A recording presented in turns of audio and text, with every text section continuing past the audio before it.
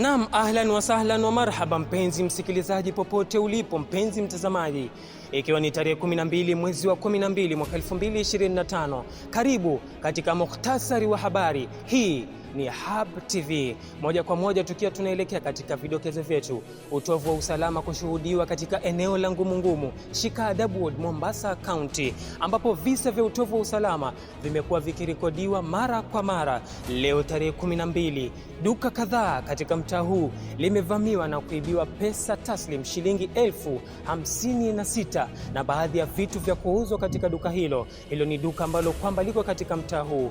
Wiki iliyopita kisa sawia na hiki kiliripotiwa katika mtaa huu ambapo wananchi na wakaazi wa eneo hili wanaiomba serikali kuingililia kati na kujukumika ipasavyo, kwani maisha yao yako hatarini. Wanaishi lakini hawana amani. Okay, sisi wakaji wa Ngumungumu, Shikaadabu Ward. Sisi huku tuna upungufu wa usalama. Ndio kama wanabiashara hatuna amani na biashara zetu. Usalama uko chini sana. Sasa serikali tunaiomba mtuwekee usalama huku kwetu ili biashara zetu ziende kwa amani.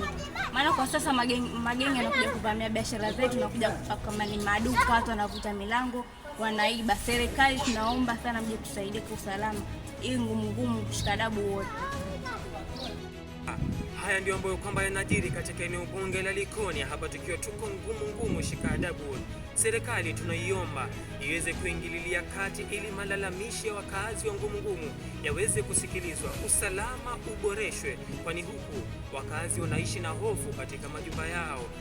Mimi nafahamika kama Hamza Ramadhan Suleiman almaarufu King Ramarao, niweke mahali pema moyoni.